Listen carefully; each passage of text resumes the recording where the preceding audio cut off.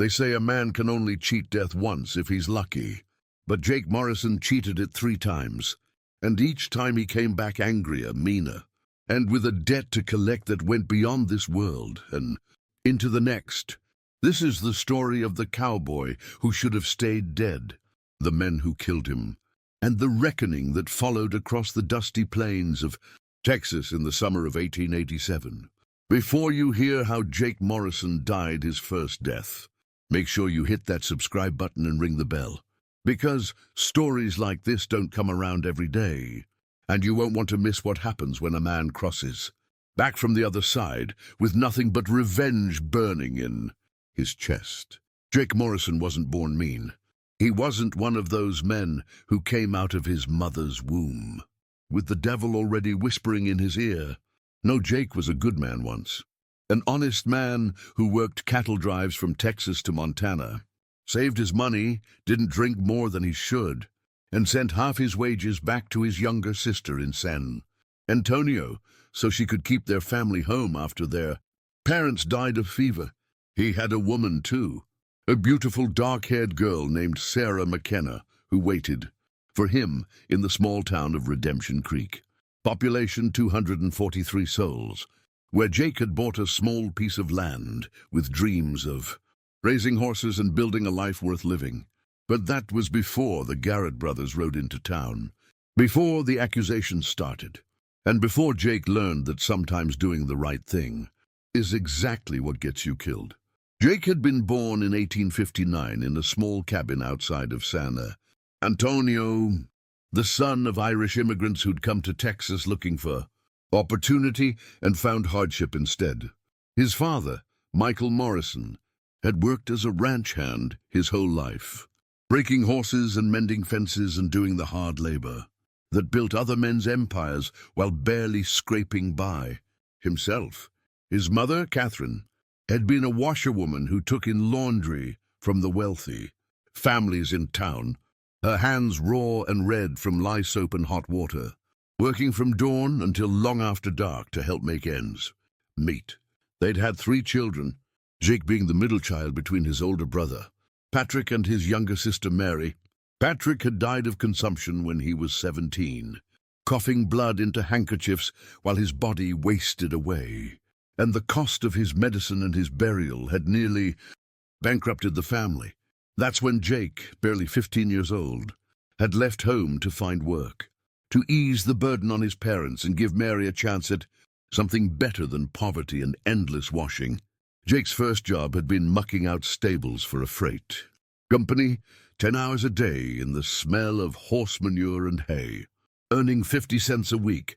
But he worked hard and kept his mouth shut and learned everything he could about horses, how to handle them and care for them and read their moods and ailments. Within a year, he'd been promoted to handling the teams, and by the time he was 17, he was driving freight wagons between San Antonio and Austin, trusted with valuable cargo and learning the routes and the dangers that came with them. He'd learned to shoot during those years, practicing with an old Navy Colt revolver, one of the other. Drivers had sold him for $3, spending his Sundays out in the brush firing at tin cans and bottles until he could hit what he aimed at more often than not. The roads between towns could be dangerous with bandits and hostile Indians, though by the late 1870s most of the serious Indian troubles had passed, and a man who couldn't defend himself and his cargo didn't last long in the freighting business. When Jake was 19, his father died of a heart attack while shoeing a horse, dropped dead in the middle of the workday, gone before he hit the ground. His mother followed 6 months later. The doctor said it was pneumonia, but everyone knew it was a broken heart, that she'd simply lost the will to keep fighting once. Michael was gone. That left Jake and Mary, and Jake had promised his mother on her deathbed that he'd look after his sister, make sure she had a home and food and a chance at decent life. So Jake had worked even harder, taken on extra runs, saved every penny he could spare. But freight driving didn't pay enough to support 2 people and save for the future. So when he was 21, Jake had signed on for his first cattle drive, pushing longhorns from South Texas up to the railheads in Kansas. 6 months of brutal work, sleeping on the hard ground and eating dust and dealing with stampedes and river crossings, and all the dangers that came with moving thousands of half-wild cattle across hundreds of miles of open country. The cattle drives paid better than freighting, sometimes as much as $40 or $50 for a complete drive if you made it all the way through without getting yourself killed. Jake had made 7 drives between 1880 and 1886, working his way up from drag rider, eating everyone else's, dust to swing rider, and eventually to point rider. One of the lead cowboys who set the pace and chose the route. He'd learned from trail bosses who'd been making the drive. Since the end of the Civil War, men like John Chisholm and Charles Goodnight, who knew every river crossing and watering hole between Texas and Montana. Jake had seen men die on those drives, trampled by stampeding cattle, or drowned in swollen rivers, or killed by lightning strikes that came out of nowhere on the open plains. He'd seen men go crazy from the monotony and loneliness, men who started talking to themselves or seeing things that weren't there. He'd seen fights break out over nothing, bored cowboys who'd been on the trail too long, letting minor disagreements turn into knife fights or gunplay. But Jake had kept his head down and done his work and sent his money home to Mary, and by 1886 he'd saved nearly $400, more money than his father had seen in his entire life. That's when Jake had met Sarah McKenna. She'd been visiting her aunt in San Antonio, taking a break from teaching school in Redemption Creek, and Jake had literally run into her on the street, not watching where he was going and nearly knocking her into the mud. He'd apologized profusely, tipping his hat and helping to steady her, and when he'd looked into her eyes, dark brown eyes that seemed to hold both amusement and intelligence, he'd felt something shift inside his chest. Sarah had laughed at his stammering apology and said no harm was done, and then she'd gone on her way. But Jake couldn't get her out of his mind. He'd asked around and found out who she was, and he'd worked up the courage to call on her at her aunt's house, bringing flowers he'd bought from a street vendor and feeling like a fool the whole time. But Sarah had invited him to sit on the porch, and they'd talked for 2 hours about everything and nothing. And by the time Jake left, he knew he'd found something worth more than all the money he'd saved. They'd courted for 6 months, Jake making the trip to Redemption Creek whenever he could, spare the time and the money for the train ticket. Sarah was 24 years old, educated, refined. Everything Jake wasn't. She'd been to normal school in Houston and could recite poetry and discuss books Jake had never heard of. Her father owned a small dry goods store in Redemption Creek, and her mother came from one of the old Spanish families that had been in Texas since before it was Texas. By all rights, Sarah should have been looking for a husband among the merchants and professional men of her own class, not wasting time on a cowboy who smelled like horses and cattle and trail dust. But Sarah saw something in Jake that others might have missed, saw his fundamental decency and his determination to build something better than what he'd been born into. She told him once that she loved him because he was honest, because what you saw was what you got. No pretense or putting on airs. Just a good man trying to do right by the people he cared about. In the spring of 1887, Jake had asked Sarah's father for permission to marry her. Marcus McKenna had looked Jake up and down. This trail-worn cowboy with calloused hands and sun-darkened skin, and asked him straight out what he had to offer a woman like Sarah. Jake had told him the truth, that he had $400 saved and a strong back and a willingness to work hard for the rest of his life to give Sarah everything she deserved. Marcus had considered this for a long moment, then asked Jake what his plans were, because following cattle drives for the rest of his life was no way to build a family. That's when Jake had told him about the Henderson property, 160 acres just east of Redemption Creek, with a natural spring and good grazing land, perfect for raising horses. Old man Henderson had died the previous winter, and his widow was looking to sell and move back east to live with her daughter. Jake had already talked to her, and she'd agreed to sell him the land for $350, which was fair price for that much acreage with reliable water. Marcus had nodded slowly and said that any man with the sense to plan ahead and the discipline to save his money had the makings of a good husband, and he'd given his blessing. Jake and Sarah were married in June of 1887 in the small Episcopal church in Redemption Creek, with half the town in attendance because Sarah was well-liked and people were curious about the cowboy she'd chosen. It had been a simple ceremony. Jake wearing a new suit that had cost him $5 and feeling like he couldn't breathe in the starched collar. Sarah in a white dress her mother had made, looking more beautiful than Jake had ever seen her. They'd held the reception in the church hall with food, provided by the ladies' auxiliary and music from a fiddle player who knew all the old songs. Jake had felt out of place among Sarah's friends and family. These educated town people who knew which fork to use and how to make polite conversation. But Sarah had held his hand under the table and smiled at him in a way that said he was exactly where he belonged. That night they'd stayed in a room above her father's store, their wedding night, and Jake had promised Sarah that he'd build her a house on their land and fill it with children and give her a life of peace and prosperity. She'd kissed him and said all she wanted was him, that the rest would come in time. The trouble had started almost immediately. Jake had gone to finalize the purchase of the Henderson property the week after the wedding, bringing his cash and ready to sign the papers. But when he'd arrived at Mrs. Henderson's house, he'd found Clayton Garrett already there, sitting in her parlor and making his own offer for the land. Clayton had looked at Jake with cold blue eyes and said, there must be some misunderstanding that Mrs. Henderson had promised to sell the property to the Garrett family. Mrs. Henderson, a nervous woman in her 60s who'd never been comfortable standing up to anyone, had wrung her hands and said she'd told Mr. Garrett the land was already promised to Mr. Morrison, but Mr. Garrett was offering $400, and she couldn't turn down an extra $50 given her circumstances. Jake had felt his temper rising, but had kept his voice calm, pointing out that they'd had an agreement and a handshake was as good as a contract in Texas.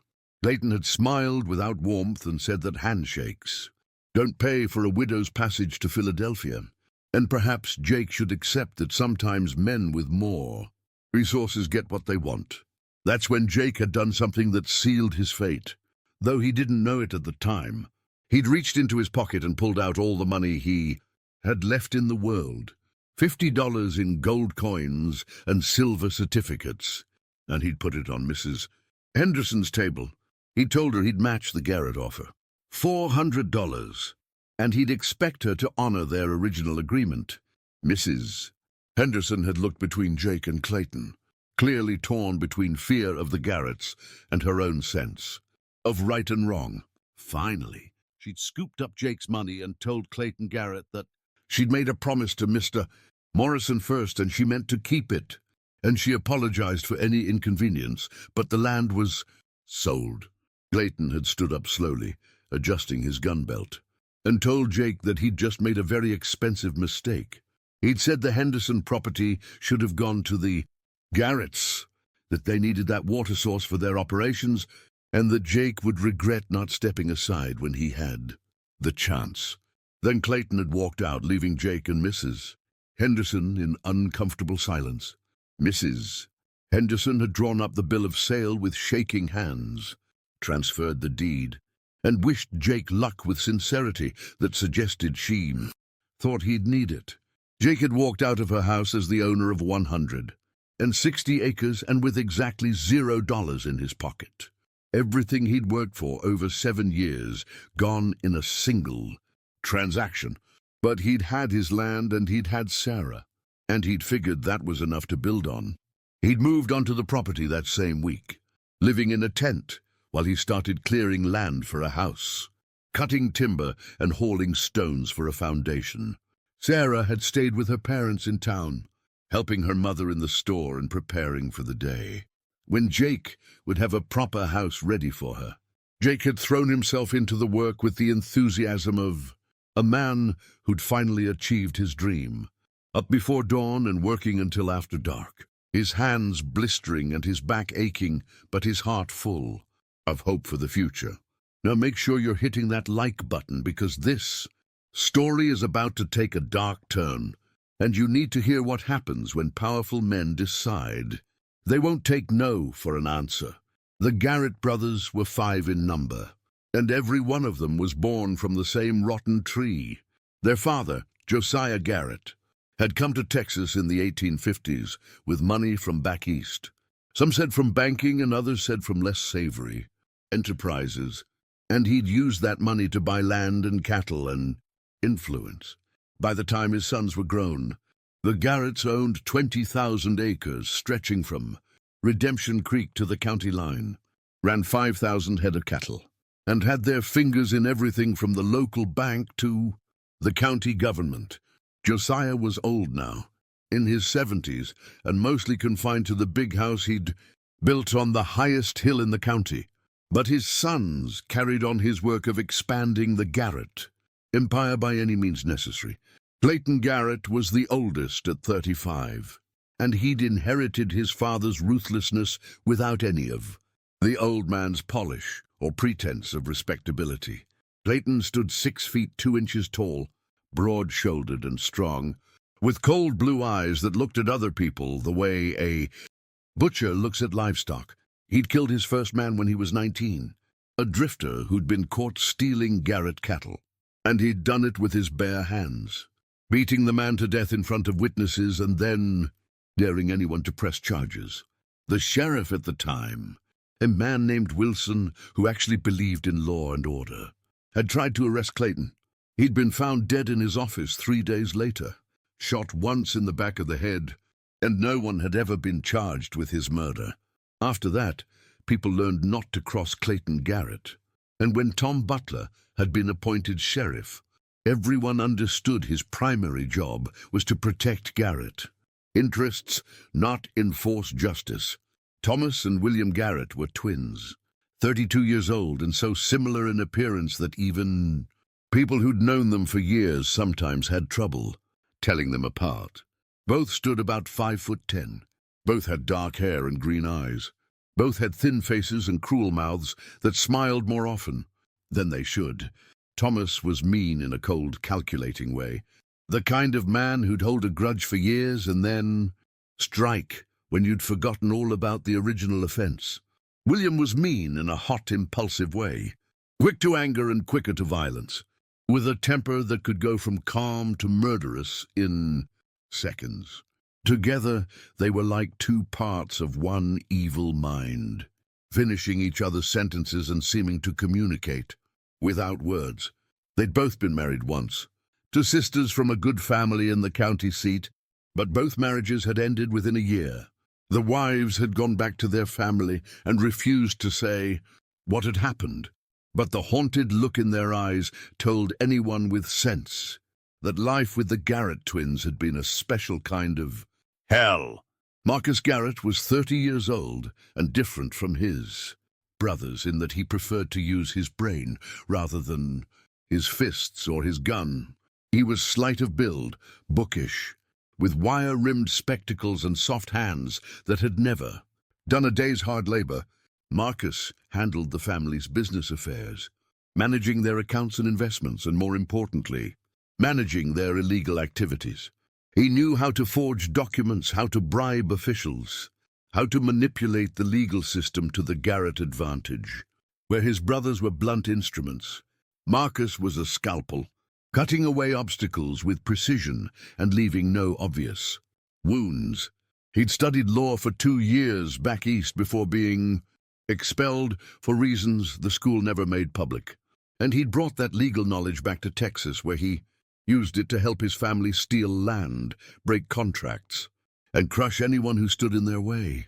Marcus was the one who'd researched the Henderson property and discovered the natural spring, and he'd been the one to devise the plan to acquire it, a plan that had been thwarted by Jake Morrison's stubborn refusal to back down. Daniel Garrett was the youngest at 20 years old, and in many ways he was the most dangerous because he had all of his brother's ruthlessness with none of their restraint or caution. Daniel had grown up watching his older brothers take what they wanted through intimidation and violence, and he'd learned those lessons well. He'd killed his first man when he was 17, a Mexican ranch hand who dared to talk back to him, and he'd laughed while doing it. He'd killed his second man 6 months later in what was officially ruled a fair fight, though the dozen witnesses who'd been in the saloon that night all agreed that Daniel had provoked the confrontation and given the other man no real chance to defend himself. Daniel wore his guns low on his hips like the gunfighters he'd read about in dime novels, and he practiced his draw constantly, dreaming of the day when someone would be stupid enough to face him in the street so he could prove he was the fastest gun in the county. He was handsome in a cold way, with his father's blue eyes and his mother's fine features, and he used that handsomeness to charm the young women of Redemption Creek while treating them with contempt once he'd gotten what he wanted from them. These were the men who'd decided they wanted Jake Morrison's land, and these were the men who couldn't tolerate being denied, something they'd set their sights on. The Garretts didn't see people like Jake as equals or even as fully human. To them, people like Jake were obstacles to be removed or tools to be used, and when an obstacle couldn't be removed easily, the Garretts applied pressure until it broke. They'd started with the small harassments, testing Jake to see if he'd scare easily. When Jake's fence posts started disappearing, he built new ones. When his horse went missing, he tracked it down and brought it back. When someone took a shot at him from distance, he started carrying his rifle everywhere he went. Each time the Garretts escalated, Jake held firm. And each time Jake held firm, the Garretts got angrier and more determined to break him. Sarah had begged Jake to reconsider, to think about their future and whether the land was worth dying for. They'd had long conversations late into the night, Sarah crying and pleading with Jake to see reason. Jake stubborn and immovable in his conviction that a man who won't stand up for what's his doesn't deserve to have anything. Sarah had argued that they could find other land, that there were other opportunities, that nothing was worth leaving her a widow before they'd even really started their life together. But Jake had held her and told her he loved her and promised he'd be careful. And Sarah had seen in his eyes that his mind was made up, and nothing she said would change it. So she'd stopped arguing and started praying, spending hours in church asking God to protect her husband and to soften the hearts of the Garrett brothers, though she didn't really believe God was listening, because if he was, he wouldn't have let men like the Garretts prosper in the first place. The tension in Redemption Creek during those weeks was thick, enough to cut with a knife. Everyone knew something bad was coming, knew that the Garretts wouldn't let this insult stand, knew that Jake Morrison was a dead man walking who just didn't know it yet. People started avoiding Jake when they saw him in town, not wanting to be associated with him when the hammer finally fell. Shop owners were polite but cool, taking his money but not engaging in the friendly conversation they'd shared before. Even Reverend Matthews, who preached every Sunday about standing up for righteousness and defending the weak, pulled Jake aside one day and suggested that perhaps God was testing Jake's wisdom rather than his courage, and that the wise man knows when to bend rather than break. Jake had thanked the Reverend for his concern and kept on with his business, because for all his talk about doing the smart thing and being practical, Jake Morrison was fundamentally a man of principle, and his principles said a man protects what's his and doesn't let bullies push him around, even when being practical would save his life. Drop a comment right now and tell me if you think Jake was brave or foolish, because I genuinely want to know what you would do in his situation. Would you stand your ground like he did, or would you cut your losses and run? The first time Jake Morrison died was on a Tuesday in July, one of those hot, still days when the sun beats down like a hammer and even the flies move slow. Jake had ridden into town to pick up supplies, flour and coffee and ammunition, the usual things a man needs when he's working a property alone. He'd woken up that morning with an uneasy feeling in his gut, Something that made him strap on his gun belt even though he was just going to town. Something that made him check his loads twice and make sure. The Colt was riding easy in the holster. Sarah had felt it too because she'd held him extra long when he'd stopped by her parents' store to say good morning, and she'd made him promise to be careful in a way that suggested she knew this wasn't going to be an ordinary day. Jake had tied his horse outside Brennan's general store, a solid animal named Red that he'd raised from a colt and trusted with his life.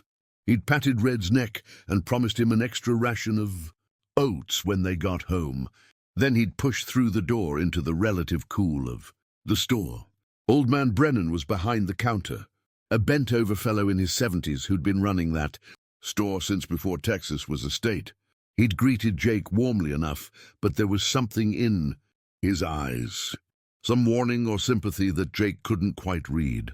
Jake had moved through the store gathering his supplies, 20 pounds of flour in a cloth sack, 5 pounds of coffee beans, 2 boxes of .45 ammunition for his Colt and 1 box of .44-40 cartridges for his Winchester rifle.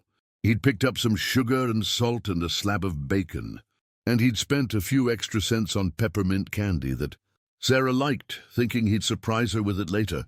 At the counter, Brennan had tallied up the purchases and taken Jake's money, but when Jake turned to leave, the old man had reached out and grabbed his arm. Brennan had leaned in close and whispered that the Garrett boys were in town, all 5 of them, and they'd been drinking at the saloon since noon. He'd said that Daniel Garrett had been asking around about when Jake usually came to town, and that whatever was going to happen was going to happen soon.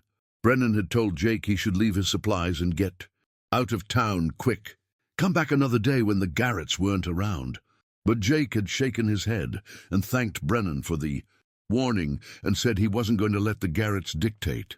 When he could and couldn't conduct his business in town, he'd gathered up his purchases, loaded his arms with packages and sacks, and pushed back out into the brutal afternoon heat. Daniel Garrett had been waiting for him, leaning casual against the hitching post next to Red, one boot hooked over the rail and his thumbs tucked into his gun belt. He'd smiled that dead-eyed smile when Jake came through the door, and for a moment neither man said anything, just stood there measuring each other in the bright sunlight. Then Daniel had spoken, his voice carrying down the street even though he wasn't, shouting, saying loud enough for everyone to hear that it was a real shame Jake had wasted his money on supplies he wouldn't be around long enough to use. He'd said that stubborn men don't live long in this part of Texas, and that Jake's widow would be needing a new husband soon. And maybe Daniel would call on her himself once Jake was in the ground. That's what did it. The mention of Sarah, the casual threat and disrespect. Jake felt his vision narrow and his muscles tense, felt the rage rising in him like a physical thing. He'd dealt with insults to himself plenty of times, had learned to swallow his pride and walk away from men looking for a fight. But no man talks about another man's wife like that. No man threatens the woman you love and expects you to just stand there and take it. Jake had dropped his packages in the street, his hands going empty, and he'd told Daniel Garrett that he'd better apologize right now or reach for his gun, because one way or another he was going to take back those words about Sarah. Daniel's smile had widened, and Jake saw his hand twitch toward his pistol, saw the intent in his eyes. Jake's own hand dropped toward his Colt, fingers spread and ready, knowing this was it. This was the moment that all those hours of practice would either save his life or prove worthless. But he never got the chance to find out because the shot came from behind him, from the alley between Brennan's store and the saddlery next door, and the bullet hit Jake high in the back on the right side, punching through his shoulder blade and his lung and exploding out through his chest in a spray of blood and bits of bone. Jake felt the impact like being kicked by a horse, felt the sudden absence of strength in his legs, felt himself dropping to his knees in the dust of redemption. Creek's main street. Thomas Garrett stepped out of the alley with a smoking rifle in his hands, a Henry repeater that he'd used to shoot Jake from behind. Like the coward he was, Jake tried to turn, tried to bring his gun around to return fire, But his right arm wasn't working properly, and his left hand couldn't seem to find his pistol. He looked up and saw Daniel Garrett still standing by the hitching post, still smiling. And Jake understood with perfect clarity that this had been planned.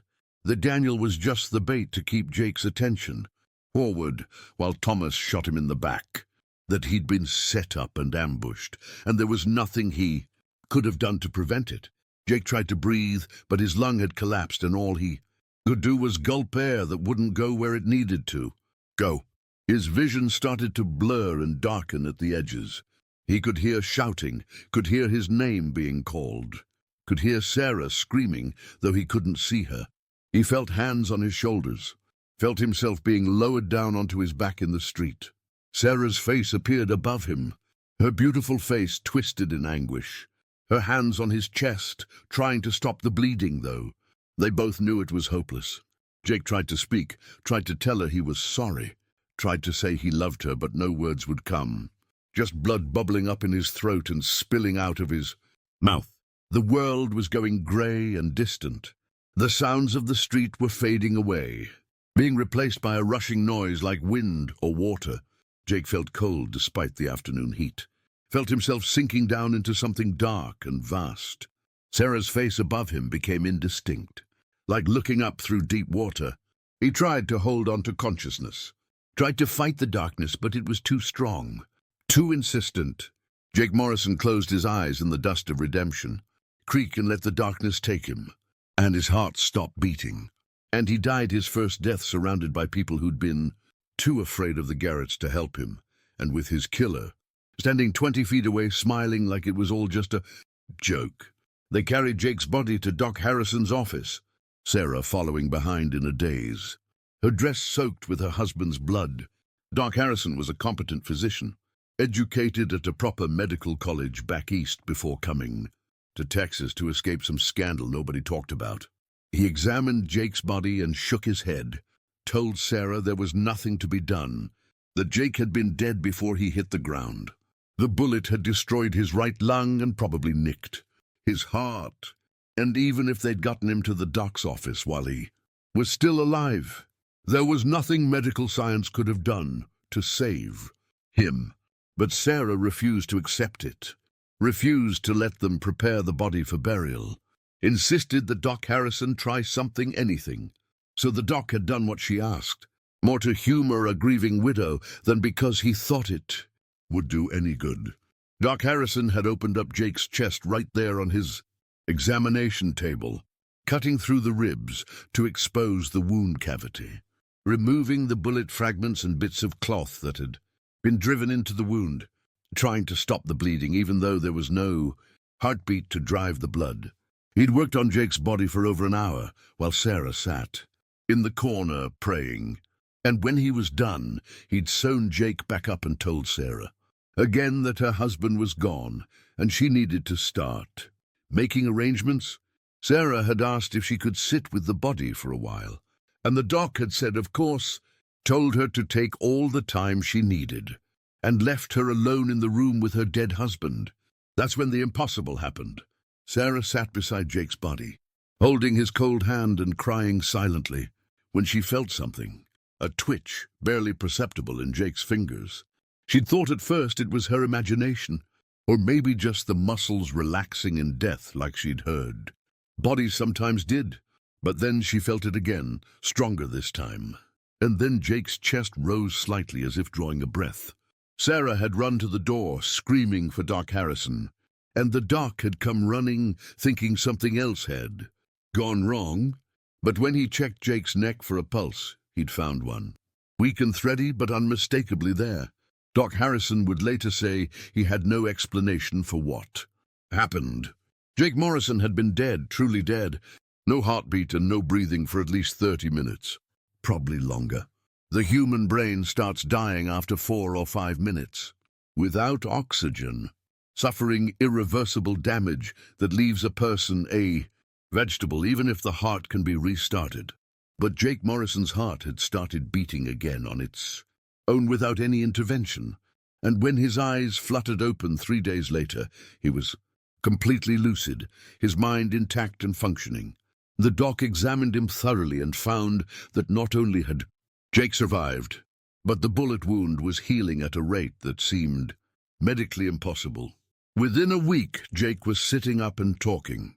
Within 2 weeks, he was walking around the doc's office. Within 3 weeks, he was insisting on going home, though the doc told him he should be dead, or at least crippled for life.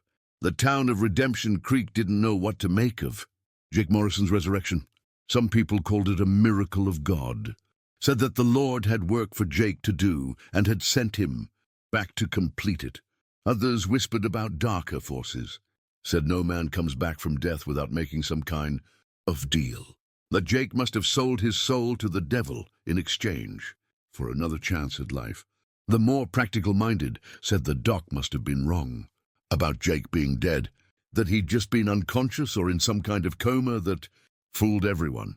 But Doc Harrison, a man who'd pronounced dozens of people dead over his career, insisted that Jake had been genuinely deceased, and he had no medical explanation for the recovery. The Garretts, when they heard Jake Morrison was alive, reacted with anger rather than surprise. Clayton came to the doc's office while Jake was still recovering, walked right in without knocking, and stood at the foot of Jake's bed, staring at him with those cold blue eyes.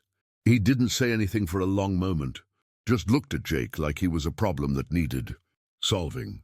Then Clayton had spoken, his voice flat and emotionless, saying that Jake had killed nobody, that Thomas's shot had been in self-defense after Jake drew on Daniel, and that if Jake said otherwise, he'd be calling 5 Garrett's liars, and that wouldn't end well for him.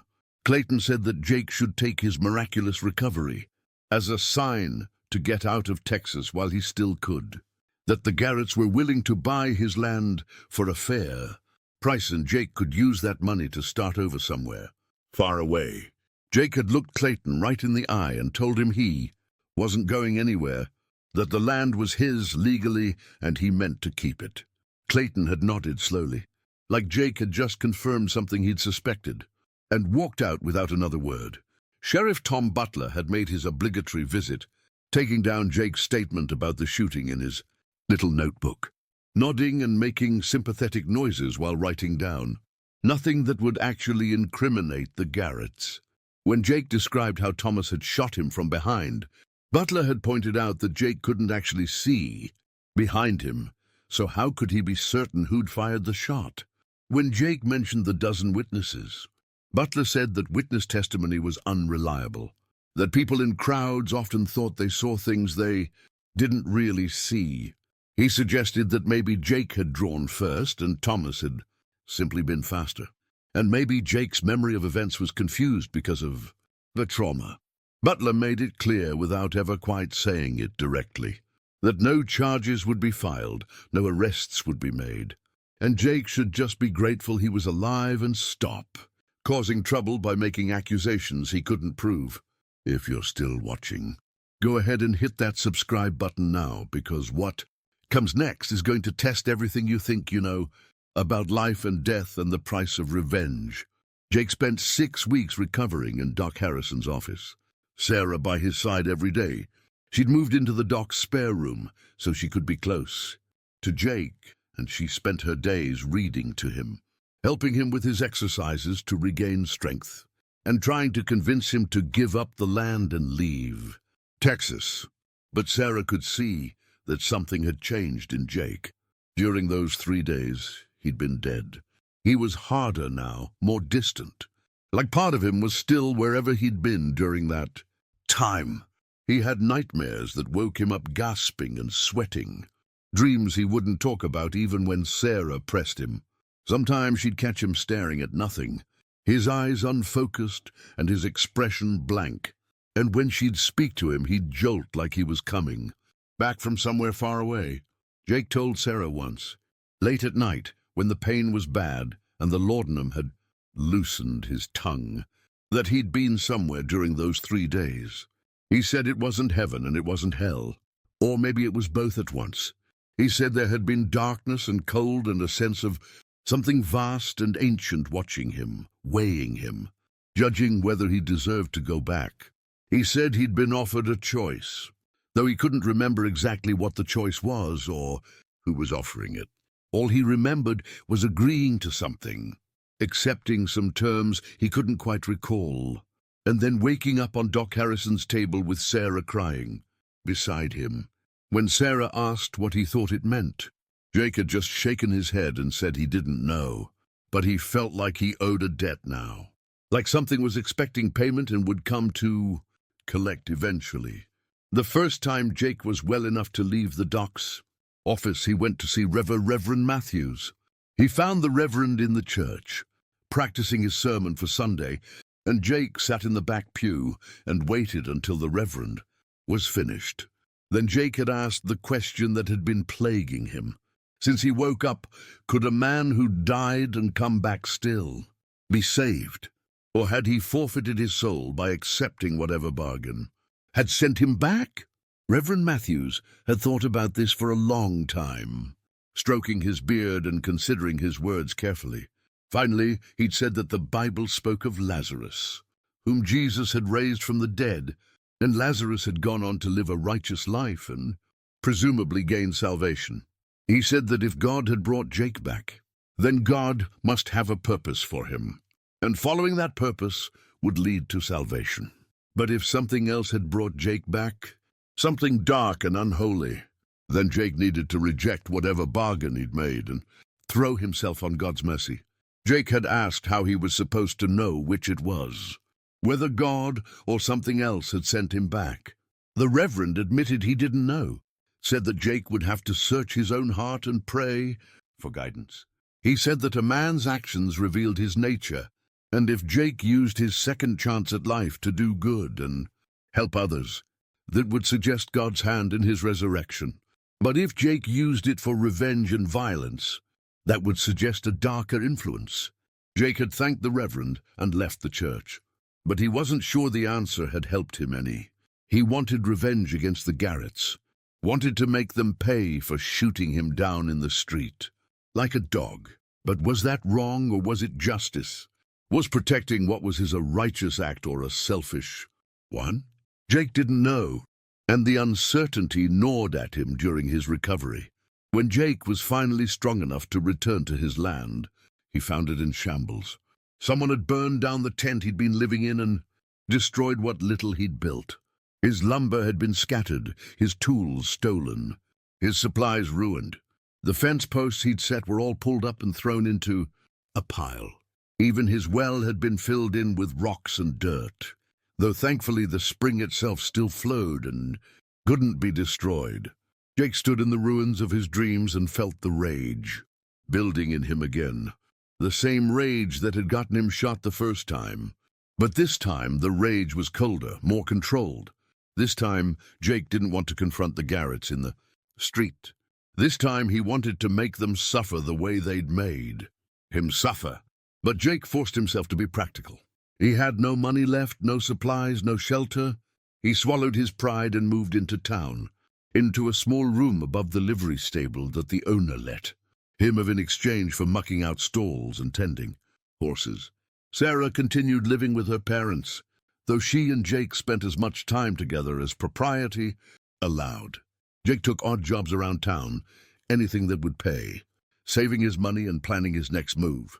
He worked as a carpenter's assistant, helped build a new barn for a farmer outside town, even spent 2 weeks digging graves for the undertaker when a fever swept through and killed half a dozen people.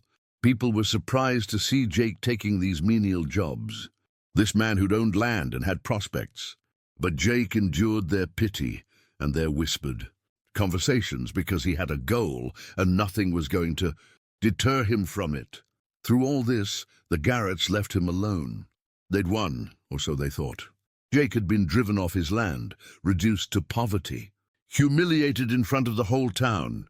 Clayton made a show of filing a claim on the abandoned property, saying Jake had forfeited his ownership by failing to work the land and maintain it. Marcus Garrett drew up all the legal papers, and Judge Henderson, who'd been on the Garrett payroll for years, approved the transfer of deed within 2 months of Jake being shot. The Garrett family owned the Henderson property with its precious spring. And there wasn't a damn thing Jake could do about it, legally. But Jake wasn't thinking about legal remedies anymore. He was thinking about justice of a different kind, the kind that came from the barrel of a gun. He spent his evenings practicing his draw, working his right arm back to full strength, drilling the movements over and over until muscle memory took over and his hand moved without conscious thought. He bought a new Colt, a model 1873 single-action army in .45 caliber, spending money he couldn't afford on a quality weapon. He bought ammunition and spent his Sundays out in the brush, firing at targets, learning the feel of his new gun, training himself to shoot fast and accurate. He wasn't naturally gifted like some men were, wasn't born with lightning reflexes and perfect hand-eye coordination, but Jake was stubborn and determined, and he made up for lack of natural talent with endless practice and iron discipline. Sarah knew what Jake was planning, even though he never said it out loud. She could see it in the way he practiced, in the way he'd stare off into the distance with his jaw set and his eyes hard. She tried to talk him out of it, tried to make him see that revenge would only get him killed. For real this time, that the Garretts were too powerful and too many for one man to fight. She told him she loved him and couldn't bear to lose him again, that they could leave Texas and start over somewhere else, that holding onto his anger was like drinking poison and expecting the Garretts to die. But Jake would just hold her and tell her he loved her too, and then go back to his practicing. And Sarah knew she'd already lost him to whatever darkness had claimed him. During those 3 days, he was dead. The second time Jake Morrison died was in February, one of those cold, clear nights when the stars look close, enough to touch and your breath comes out in clouds. 6 months had passed since the first shooting. 6 months of Jake working odd jobs and saving money and planning. He'd rebuilt himself physically, his body healed and his gun arm strong. He'd rebuilt himself financially, scraping together enough money to buy supplies and a used saddle and tack. But he hadn't rebuilt himself spiritually. The Jake Morrison who died in July had been a good man who believed in justice and the law. The Jake Morrison who'd come back was something different, something harder and colder, something that understood the world, operated on power rather than principles. Jake had moved back to his property without asking permission or filing any legal claims. He'd simply ridden out there one day with his supplies and set up a new camp, daring the Garretts to try to remove him. He'd rebuilt his tent and started working the land again, clearing brush and setting new fence posts. He'd known it was a provocation, known it would force the Garretts to respond. That was the point. He wanted them to come for him, wanted them to try to kill him again, because this time he'd be ready and this time he wouldn't go down without taking some of them with him. If Jake couldn't have justice through the law, he'd have it through blood. The Garretts had let him stew for 3 weeks, probably discussing among themselves the best way to handle this persistent problem.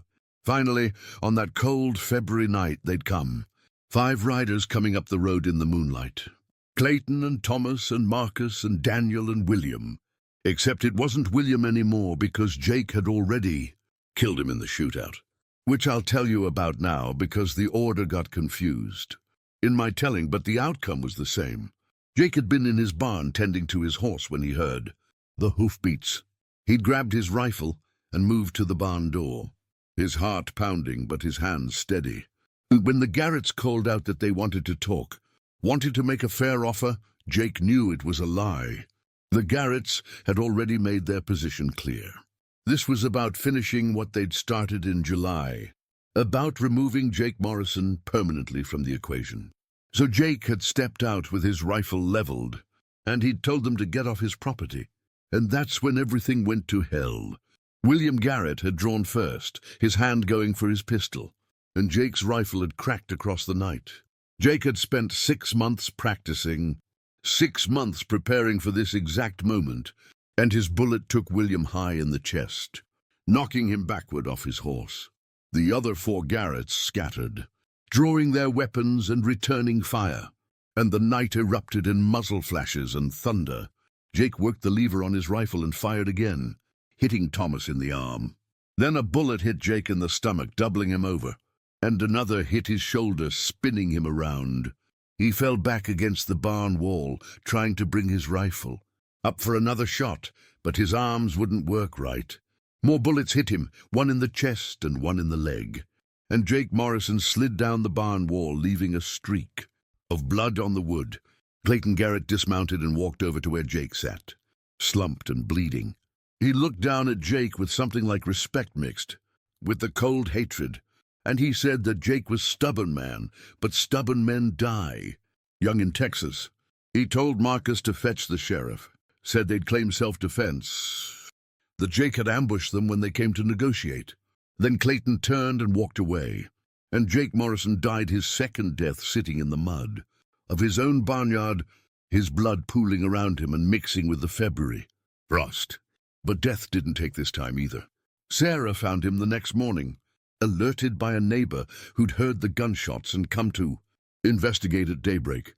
She'd ridden out expecting to find Jake dead, and instead found him exactly that, cold and gray and stiff, with no pulse and no breath. She'd screamed for help, and Doc Harrison had come running. Again, though he'd said it was pointless, said Jake had been dead for hours. The doc estimated Jake had been dead since around midnight, and it was now almost 8 in the morning. 8 hours with no heartbeat and no breathing, and winter-cold temperatures that should have frozen the body solid. But Sarah refused to give up. She made Doc Harrison try to save Jake anyway, and the doc had worked on him out of respect for Sarah's grief more than any hope of success. He'd dug out 3 bullets, sewn up the wounds, wrapped Jake's chest in bandages. He'd done everything medical science could do for a living patient and done it for a dead one. And when he was finished, he told Sarah to say her goodbyes, because no man came back from that much blood loss and that much time without a heartbeat. But Sarah had sat by Jake's body all that day and into the night, holding his cold hand and praying with a fervor that bordered on madness, and sometime around midnight, exactly 24 hours after he'd died, Jake Morrison gasped and opened his eyes. This time, Doc Harrison called it impossible rather than miraculous.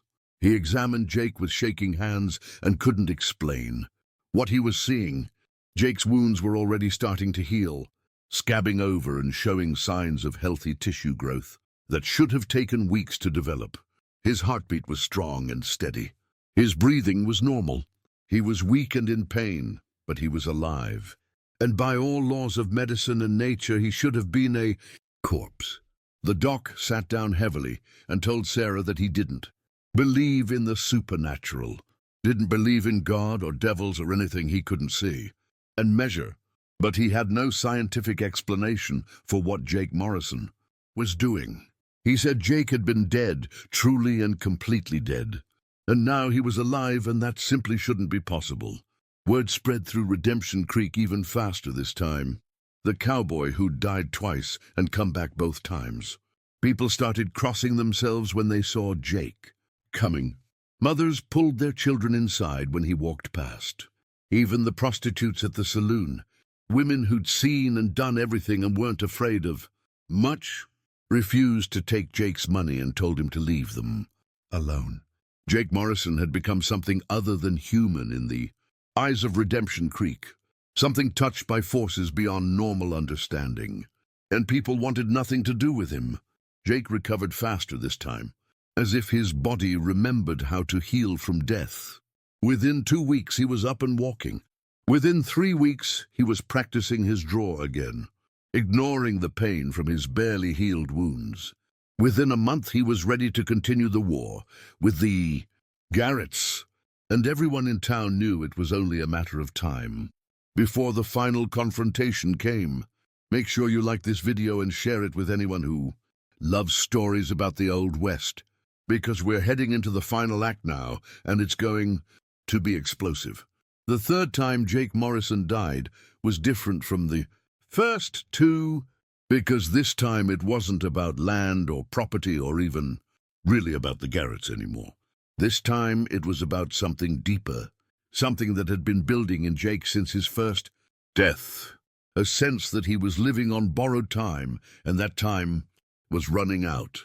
Jake had started having dreams, vivid nightmares where he was back in that place he'd been.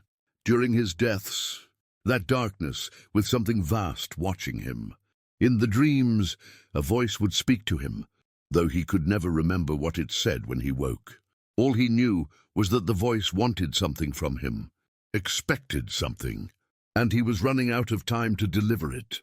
The Garretts had made their final play, not with bullets, but with the law, or at least their version of it. Marcus Garrett had gone to the county seat and filed papers, claiming Jake Morrison had failed to pay his property taxes, which was a lie because Jake had paid them in full. But Marcus had friends in the county clerk's office, and those friends had made Jake's payment disappear from the records. Suddenly Jake Morrison was a squatter on county land that was about to go up for auction, and everyone knew who'd be the only bidder. The auction was scheduled for the end of March, and Jake knew that once the Garretts owned the land legally, he'd have no recourse, no claim, nothing. Jake tried everything. He hired a lawyer, spent money he didn't have, but the lawyer suddenly decided he couldn't take the case. After getting a visit from Clayton Garrett, Jake went to the county judge, but Judge Henderson said his hands were tied by the law and the records. Jake sent telegrams to the territorial governor, but those telegrams went unanswered or got lost or were intercepted by someone on the Garrett payroll. Every door Jake tried to open got slammed in his face, and he finally understood with perfect clarity that the law was a tool of the powerful, not a protection for the weak, and he was on his own. The night before the auction, Jake sat in his tent on his land and made his peace with what he was about to do. He knew it would get him killed. He knew it was murder, not self-defense, not justice. Just cold-blooded revenge. He knew that if there was a heaven and a hell, he was probably headed for the latter. But Jake Morrison had died twice and come back twice, and he'd started to wonder if maybe he'd never really left. Hell. If maybe he'd been in hell all along and just didn't know it. So what did it matter if he damned himself for certain by killing the men who destroyed his life? At least he'd take them with him.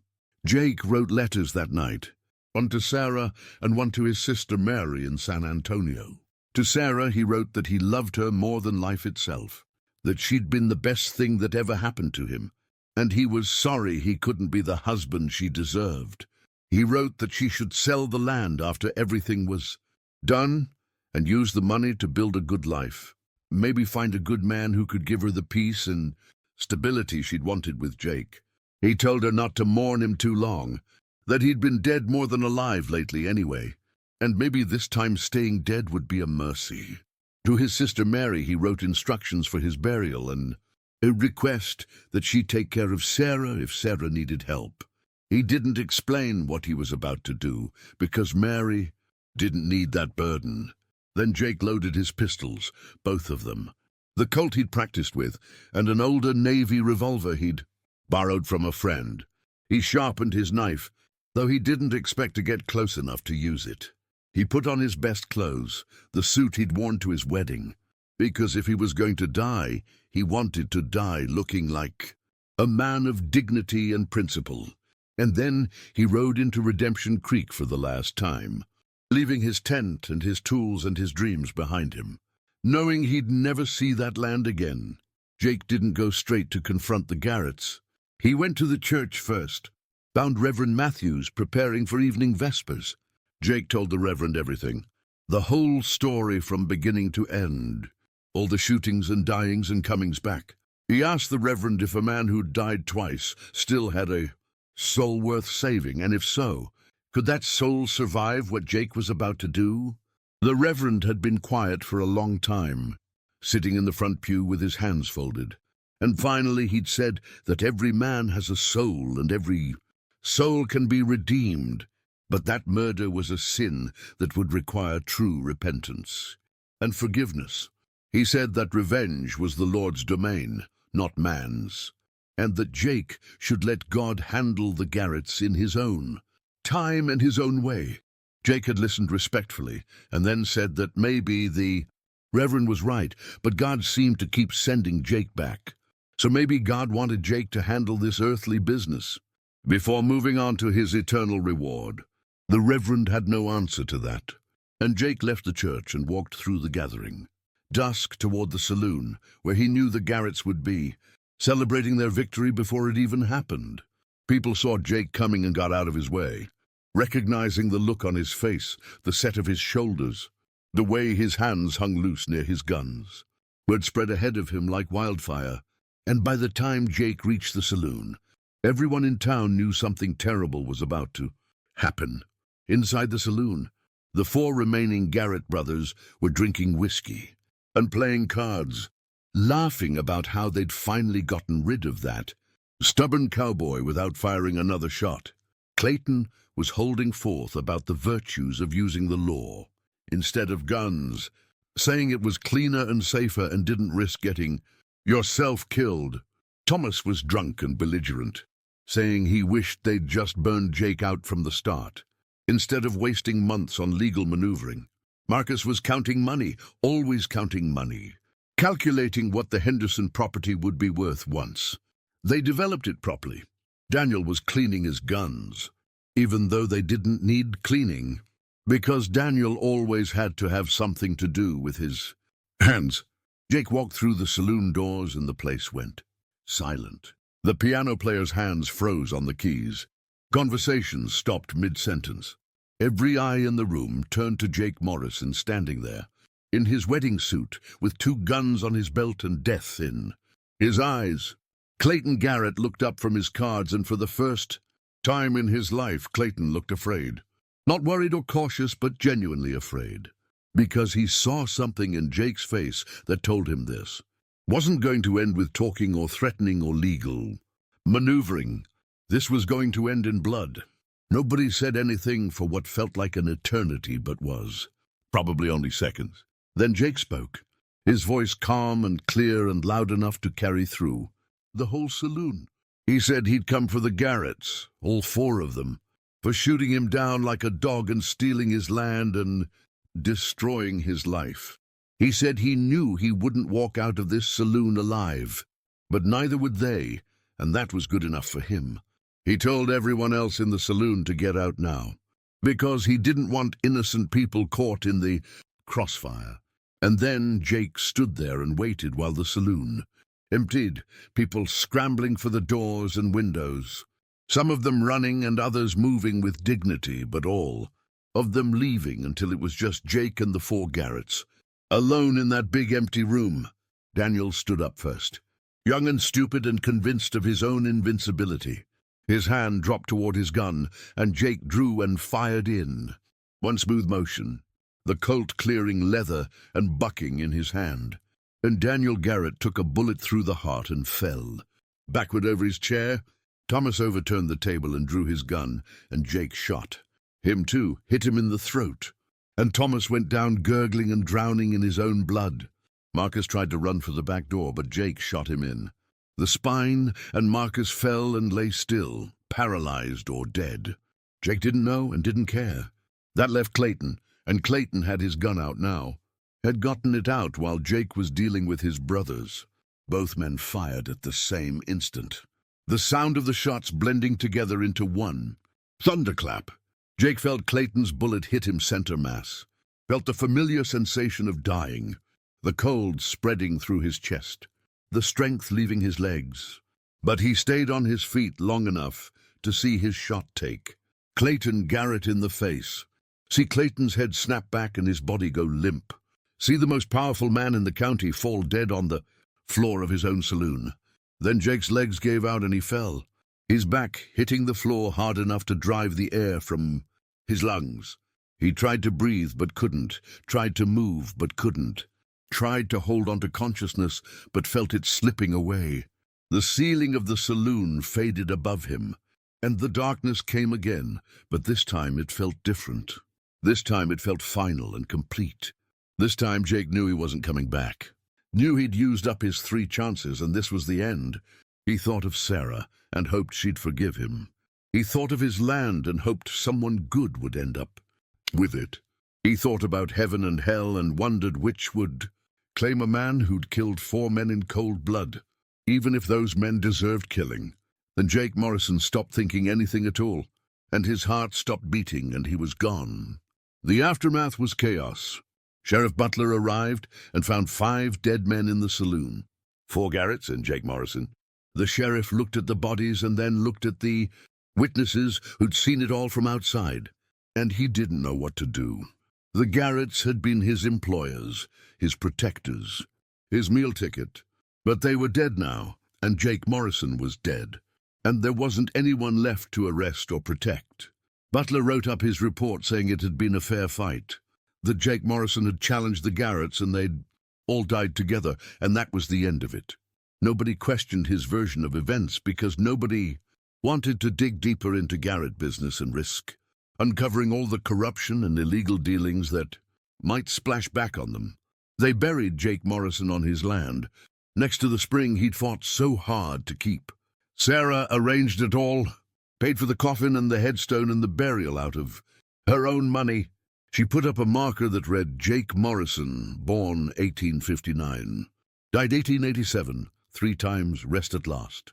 The county gave the land to Sarah as Jake's widow, honoring the original deed in his name.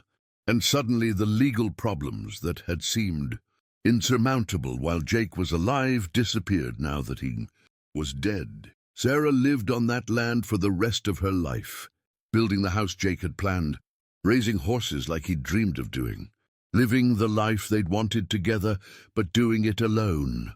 But here's where the story gets strange. Stranger than a man dying 3 times.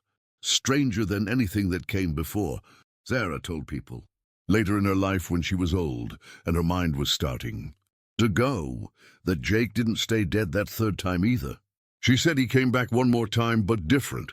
She said she'd been sitting with his body in Doc Harrison's office, keeping vigil like a proper wife, when midnight struck and Jake's eyes opened. But it wasn't Jake, not really. It was something wearing Jake's face, something that had come back from wherever Jake had been. Sarah said the thing in Jake's body sat up and looked at her, with eyes that were Jake's eyes, but also something else. Something vast and ancient and not human.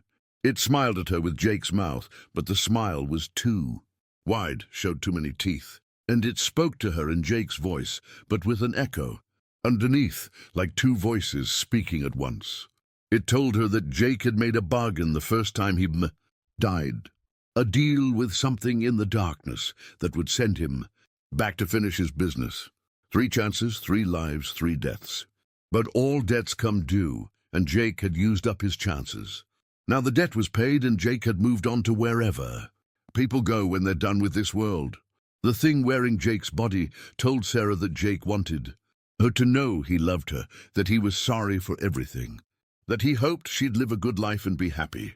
It told her not to mourn too hard because Jake was at peace, now had settled his accounts and could rest. Then it lay back down on the table and closed its eyes.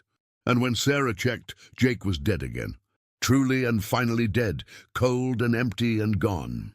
Sarah never knew if what she saw was real or just her grief-stricken mind creating a fantasy to help her cope with loss. She kept the story to herself for 40 years, never telling anyone, not even Reverend Matthews. But on her own deathbed in 1903, old and dying and wanting to clear her conscience, she told the Reverend everything. She asked him if he thought Jake's soul had been damned, if making a deal with whatever darkness had sent him back meant Jake was in hell. The Reverend thought about it for a long time, then said he didn't know, that God's mercy was infinite and perhaps God had forgiven Jake for his sins. Or perhaps Jake had never dealt with God at all, but with something else, something older and darker that didn't care about sin or redemption. The Reverend admitted he didn't have answers, that some things were beyond human understanding. And Sarah would just have to have faith that Jake was wherever good men go when their struggles are done. The story of Jake Morrison spread throughout Texas and beyond, growing with each telling. People said he'd died 5 times, 10 times, that he couldn't be killed by any weapon made by man. Cowboys told the story around campfires. embellishing and exaggerating until Jake Morrison became a legend larger than the man had ever been. They said his ghost still walked the land by the spring, protecting it from claim jumpers and cattle thieves. They said you could see him some nights, a shadowy figure on a grey horse, riding the fence line of what had been his property. They said if you were in trouble in that part of Texas, if bandits had you cornered, or if you were dying of thirst, in the desert, Jake Morrison's ghost would appear and help you, because even in death, he couldn't stop fighting for what was right. Now I want you to comment below and tell me what you think really happened. Was Jake Morrison touched by God or by something darker? Did he really die and come back? Or was it all medical? Mistakes and misunderstandings? Do you believe Sarah's story about that final midnight visit? Or do you think it was just an old woman's grief-induced hallucination? I really want to know what you think, because this story raises more questions than it answers, and maybe together we can figure out the truth of what happened to Jake Morrison. The historical record shows certain facts beyond dispute. Jake Morrison was a real person who lived in Redemption Creek, Texas in the 1880s. He did have a conflict with the Garrett family over land.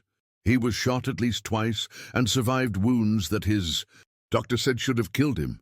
He did kill 4 men in the Redemption Creek Saloon on March 27th, 1887, and died in that shootout.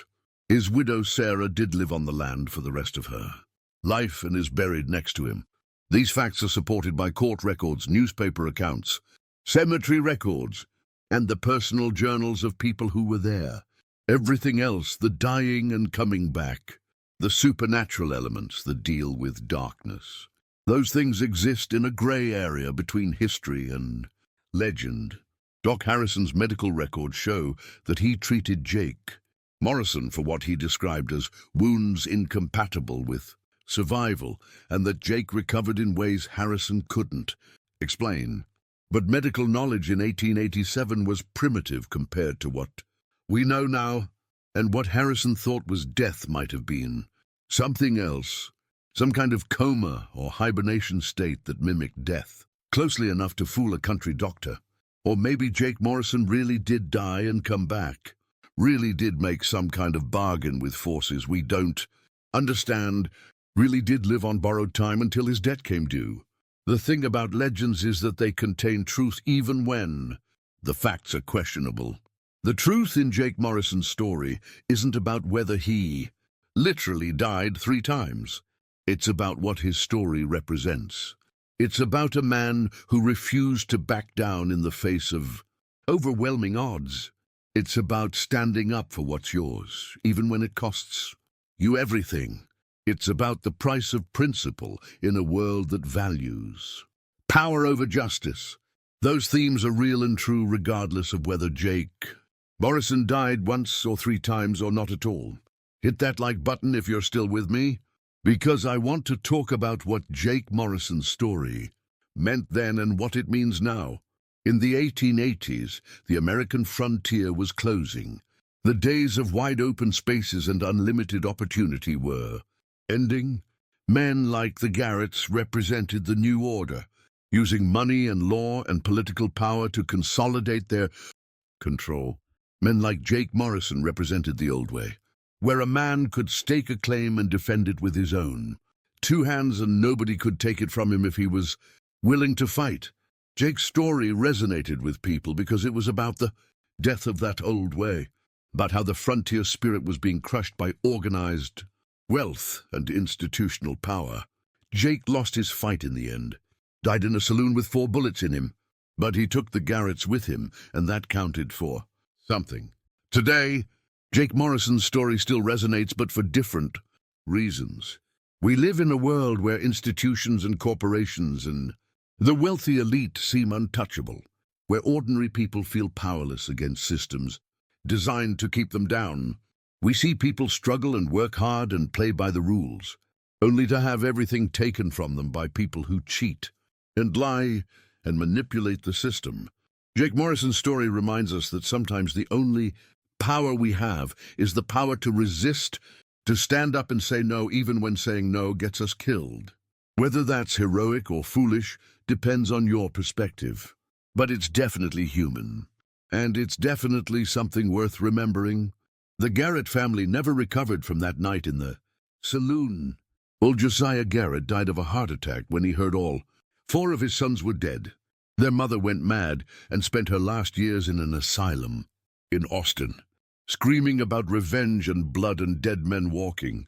The Garrett business empire collapsed without anyone competent to run it. Their lands were sold off to pay debts. Their cattle were scattered. Their name became a curse word in that part of Texas. Within 5 years, you couldn't find a Garrett in the whole county. The family line ended as completely as if they'd never existed. Some people said it was justice. Others said it was a curse. That Jake Morrison's dying breath had cursed the Garrett. Named to extinction. Either way, the Garretts were gone, and Jake Morrison's memory lived on. There's a bar in Redemption Creek now, built on the same spot where the old saloon stood. They've got Jake Morrison's picture on the wall, a faded photograph from before the troubles started, showing a young man with a serious face and honest eyes. They've got a plaque that tells his story in abbreviated form, talks about the cowboy who wouldn't stay dead and who fought for his land until the end. Tourists come through sometimes and ask about it, buy drinks and listen to locals tell the tale with various embellishments depending on how much whiskey they've consumed. The floor still has the original boards from 1887, and if you look carefully you can see bullet holes that were never repaired, dark spots in the wood that might be bloodstains or might just be age and wear. Some of the older locals, grandchildren and great-grandchildren of people who were there that night, will tell you that the story is absolutely true down to every detail. They'll tell you about their grandfather who saw Jake Morrison die in the street and then saw him alive 3 days later. They'll tell you about their grandmother who helped Sarah keep vigil over Jake's body and heard him gasp back to life when he should have been in the ground. They'll tell you that on certain nights, when the moon is full and the wind is right, you can hear gunshots echoing through the empty bar after closing time. And if you look out the window, you might see a man in a wedding suit standing in the street with 2 guns on his belt, waiting for something or someone that never comes. The skeptics will tell you it's all nonsense, that Jake Morrison was just a stubborn fool who got lucky twice and ran out of luck the 3rd time. They'll say the stories of resurrection are exaggerated, memories from unreliable witnesses. That Doc Harrison was a drunk who couldn't tell the difference between dead and unconscious. That the whole legend grew from a kernel of truth into a mountain of fiction. They'll point out that people want to believe in miracles and magic because it makes life more interesting than the mundane reality of birth and work and death. And maybe they're right. Maybe Jake Morrison was just a man who lived and died like millions of other men, and the only thing special about him was that people remembered his story and embellished it until it became legend. But I prefer to believe there was something more to Jake Morrison, something that transcends easy explanation. I want to believe that a man can cheat death through sheer force of will, that justice exists even if we have to take it for ourselves, that the universe sometimes gives us second chances to finish what we started. I want to believe that Jake Morrison made a deal with something vast and unknowable, that he traded his eternal soul for 3 chances to settle his earthly debts, and that he used those chances to stand up against evil men and make them pay. Is that true? I don't know. Does it matter? Maybe not. The story is what endures. The legend is what lives on. And Jake Morrison died over 130 years ago. But we're still talking about him. Still trying to understand what his life and deaths meant. So one final time, make sure you've subscribed to this channel and hit that notification bell. Share this video with anyone who loves Western history or stories about revenge and justice. Drop a comment telling me what you believe, whether you think Jake Morrison really died 3 times or whether it's all legend and exaggeration. Tell me what other stories from the Old West you want to hear, because I've got dozens more tales about cowboys and outlaws, and gunfighters, and the thin line between hero and villain. This channel exists to keep these stories alive, to remember the real people behind the legends, and to explore the questions they raise about courage and revenge and the price we pay for standing up to injustice. Before I go, I want to leave you with one final thought.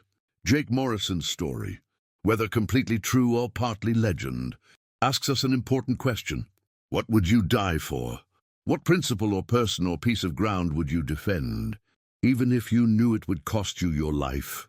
Most of us will never face that question in such stark terms. We won't have to draw guns in the street or face down murderous land barons. But all of us face smaller versions of that choice every day. Do we stand up to the boss who's treating us unfairly, even if it might cost us our job? Do we speak out against injustice we witness, even if it makes us unpopular? Do we defend our principles and our dignity, even when it would be easier and safer to compromise? Jake Morrison answered those questions with his life 3 times over, and his answer was always the same. Stand your ground. Fight for what's yours. Don't let the bastards win. Whether that makes him a hero or a fool is for you to decide. The legend of Jake Morrison, the cowboy who died 3 times, is still told in Texas today. It's been the subject of books and songs and movies, though most of those take considerable liberties with the facts. The real story, the one I've told you today, is both more mundane and more mysterious than Hollywood could ever make it. It's the story of an ordinary man forced into extraordinary circumstances, a man who wanted nothing more than to work his land and love his woman and live a decent life, but who was forced to become something else because other men wouldn't leave him in peace. It's a story about how far a man will go to defend what's his, and about the price that defense might cost, not just in this world, but possibly in the next. Jake Morrison died his 3rd and final death on March 27th, 1887, in the Redemption Creek Saloon. He was 28 years old. He'd lived hard and died 3 times and killed 4 men and loved 1 woman and fought for 1 piece of land that meant more to him than his own life. His story became legend, and that legend has outlived everyone who knew the truth. And now all we have are the stories and the questions and the mystery of what really happened to the cowboy who wouldn't stay dead. Thank you for watching, thank you for listening, and thank you for caring about these old stories from a time and place that's long gone but not forgotten. Like, subscribe, comment, and I'll see you in the next one, where I've got another tale of the untamed frontier. Until then, remember that every life tells a story worth hearing if you just take the time to listen. And every legend contains a truth worth remembering, even if the facts are lost to time.